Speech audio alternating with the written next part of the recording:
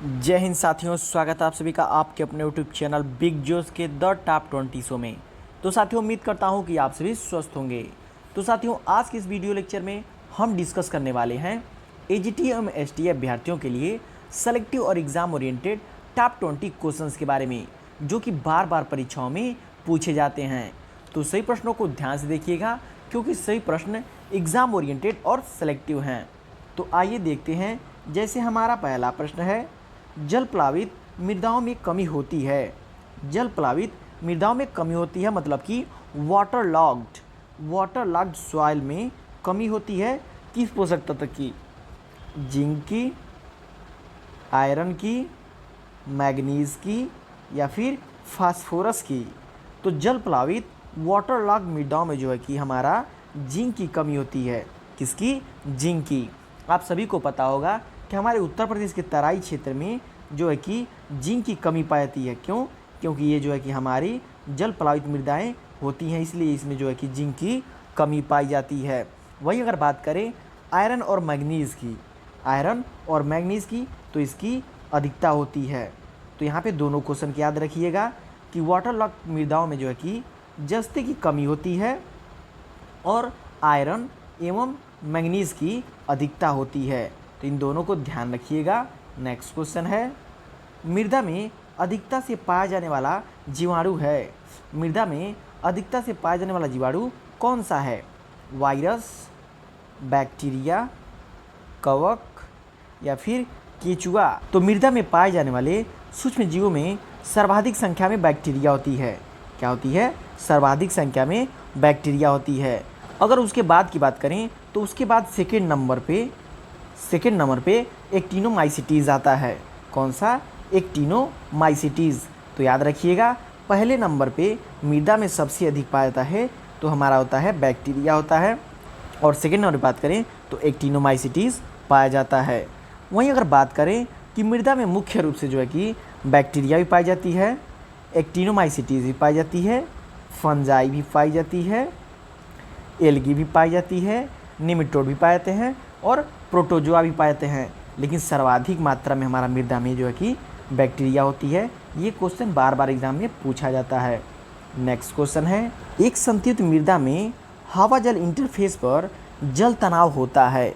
एक संतृप्त मृदा में हवा जल इंटरफेस पर जल तनाव कितना होता है? 0 बार, 15 बार, 1/3 बार या फिर 31 बार? तो एक संतृप्त मृदा में हवा जल इंटरफेस पर जल तनाव हमारा होता है 0 बार होता है। ये मोस्ट इंपॉर्टेंट क्वेश्चन है और बार बार परीक्षाओं में पूछा ही जाता है। नेक्स्ट क्वेश्चन है, निम्नांकित में से कौन एक सिस्टमिक कीटनाशी है? इन चारों में से कौन सा एक सिस्टमिक कीटनाशी है? ऑप्शन ए है BHC, मैलाथियन, इंडोसल्फान या फास्फोमीडान? तो इसमें राइट आंसर ऑप्शन डी हो जाएगा। फास्फोमीडान जो है कि एक सिस्टमेटिक कीटनाशी है। देखिए यहाँ पे इस टर्म को याद रखिएगा, इसलिए हमारा राइट आंसर ऑप्शन डी हो जाएगा। नेक्स्ट क्वेश्चन है, अत्यधिक नुकसानदायक मृदा अपरदन है। इन चारों में से कौन सा ऐसा मृदा अपरदन है जो अत्यधिक नुकसानदायक है? तो आपको बता देते हैं कि मृदा अपरदन का एक क्रम होता है जो कि एग्ज़ाम में बार बार पूछता है। वो कौन सा क्रम होता है? सिल्ट, रील, गली। सिल्ट, रील, गली जो है कि ये अपरदन का एक क्रम होता है, जो कि इस क्रम में होता है सिल्ट अपरदन, रील अपरदन और गली अपरदन। तो इस क्रम को भी याद रखिएगा, आपसे एग्जाम में पूछ देता है। तो इसमें हमारा राइट आंसर ऑप्शन बी हो जाएगा, सीट इरोजन, जिसे परत अपरदन भी कहते हैं, जो कि सबसे अत्यधिक नुकसानदायक मृदा अपरदन है। इसमें जो है कि मृदा की पोषक तत्व जो है कि हमारा नष्ट हो जाते हैं।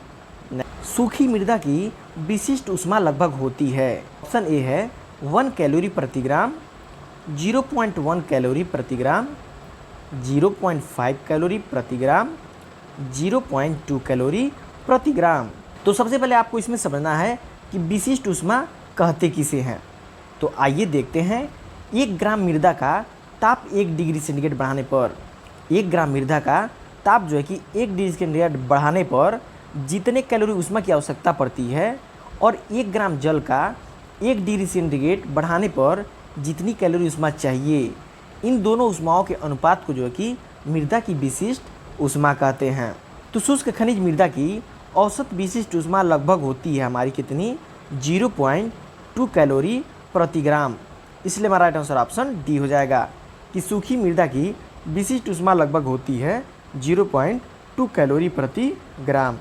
नेक्स्ट क्वेश्चन है, नाइट्रिफिकेशन अवरोधी है, नाइट्रिफिकेशन अवरोधी कौन सी है?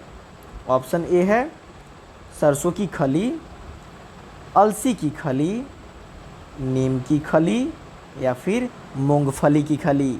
तो नाइट्रिफिकेशन अवरोधी जो हमारा होता है वो होता है नीम की खली, याद रखिएगा।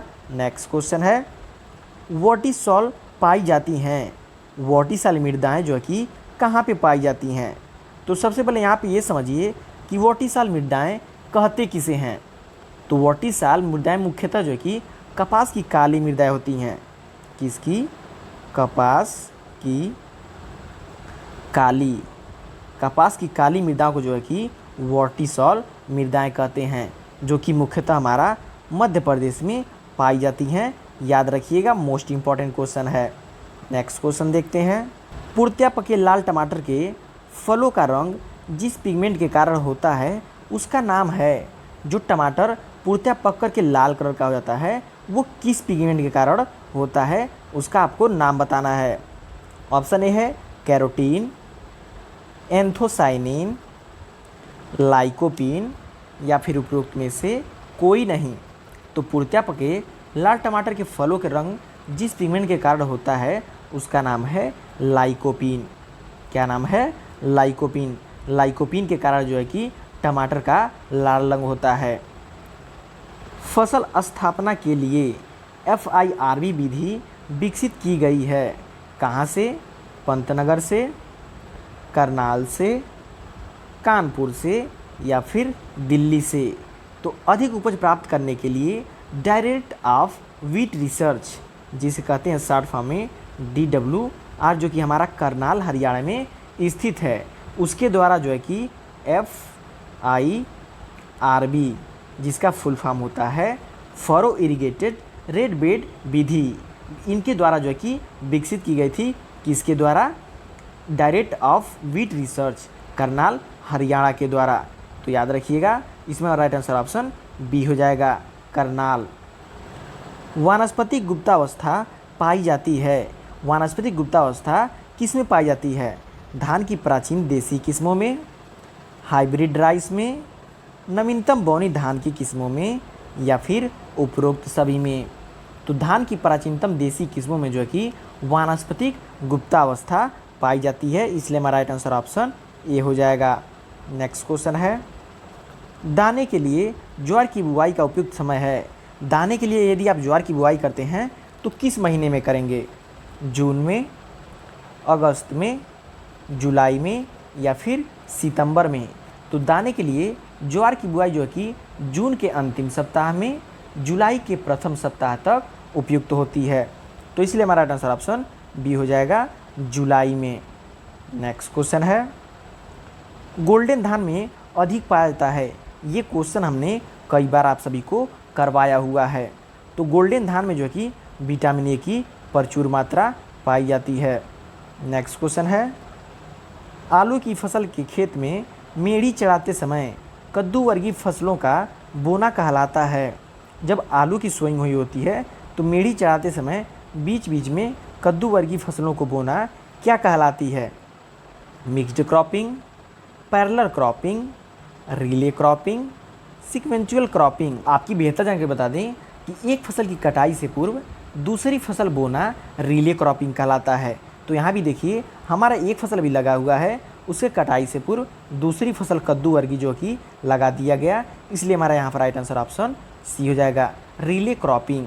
वहीं अगर बात करें एक ही ऋतु में एक ही खेत में एक साथ दो या दो से अधिक फसलों को उगाना मिक्स्ड क्रॉपिंग कहलाता है। तो इन दोनों टर्म को याद रखिएगा। नेक्स्ट क्वेश्चन है, लेवा क्रिया की जाती है। लेवा, लेवा मतलब होता है पडलिंग। क्या? पडलिंग। पडलिंग की क्रिया किस में की जाती है? धान में, गेहूँ में, मक्के में या फिर बाजरे में। तो पडलिंग की क्रिया हमारा जो है कि धान में की जाती है। इसका आंसर आप सभी को पता होगा। नेक्स्ट क्वेश्चन है, सोयाबीन में नत्रजन यौगिकरण किस बैक्टीरिया द्वारा होता है? सोयाबीन की फसल में नत्रजन का स्थिरीकरण जो है कि किस बैक्टीरिया के द्वारा होता है? ऑप्शन ए है rhizobium japonicum, rhizobium meliloti, rhizobium trifolii, rhizobium leguminosarum. तो सोयाबीन में नत्रजन यौगिकरण के लिए जो है कि राइजोबियम जैपोनिकम बैक्टीरिया का यूज़ किया जाता है। ये हमारा राइट आंसर हो जाएगा। ये मोस्ट इंपॉर्टेंट क्वेश्चन है, बार बार परीक्षाओं में घुमा फिरा के ये क्वेश्चन पूछता ही है। नेक्स्ट क्वेश्चन है, जीरो टिल सीड ड्रिल विकसित की गई। इस क्वेश्चन को हमने 4 से 5 बार आपको प्रैक्टिस सेट में करा दिया है। वहाँ से आप देख के इस क्वेश्चन को आंसर जान गए होंगे। ऑप्शन ए है लुधियाना से, पंतनगर से, हैदराबाद से या फिर भोपाल से। तो जीरो टिल सीड ड्रिल जो है कि पंतनगर कृषि विश्वविद्यालय पंतनगर द्वारा विकसित किया गया है, जिसका उपयोग जो है कि गेहूं की बुआई, धान की कटाई के तुरंत बाद जो है कि बची हुई नमी का उपयोग करके बिना जुताई के 10 से 15 दिन पहले कर सकते हैं। कितने? 10 से 15 दिन पहले कर सकते हैं। नेक्स्ट क्वेश्चन है, नींबू के फलों में कठोरपन का कारण है। नींबू की फलों में जो कि कठोरपन हो जाता है वो किस कारण से होता है? सल्फर की कमी से, मैग्नीशियम की कमी से, बोरॉन की कमी से या फिर तांबे की कमी से। तो नींबू के फलों में जो है कि बोरान की कमी से, किससे? बोरान की कमी से जो है कि कठोरता आ जाती है। तो इसमें हमारा राइट आंसर ऑप्शन सी हो जाएगा, याद रखिएगा। नेक्स्ट क्वेश्चन है, धान, गन्ना, पेड़ी की सस्य सघनता है। आपको बताना है कि धान, गन्ना, पेड़ी की सस्य सघनता कितनी होगी। तो देखिए यहाँ पे सस्य सघनता का एक फार्मूला होता है। कौन सा? फसल चक्र में फसलों की संख्या, फसल चक्र में फसलों की संख्या वटे फसल चक्र की अवधि, फसल चक्र की अवधि गुणे 100। तो फसल चक्र में फसलों की संख्या धान, गन्ना, पेड़ी 3 हो जाएगा, वटा फसल चक्र धान 1 साल, गन्ना 1 साल, पेड़ी 1 साल, 3 साल ये भी हो जाएगा, गुणे 100 हो जाएगा। तो 3 से 3 कट जाएगा, हमारा 100% राइट आंसर हो जाएगा। ऐसे आप किसी भी फसल की जो है कि सस्य सघनता निकाल सकते हैं। तो इसलिए इसमें हमारा राइट आंसर ऑप्शन सी हो जाएगा 100%। तो साथियों ये रहे आपके top 20 most important exam oriented question जो कि बार बार आपके परीक्षाओं में पूछे जाते हैं। तो आई होप आप सभी लोग को सारे क्वेश्चन अच्छे से समझ आए होंगे और लर्न हो गए होंगे। तो वीडियो पसंद आया हो तो लाइक ज़रूर कीजिएगा, चैनल को अभी तक सब्सक्राइब नहीं किया तो चैनल को सब्सक्राइब जरूर कर लीजिएगा।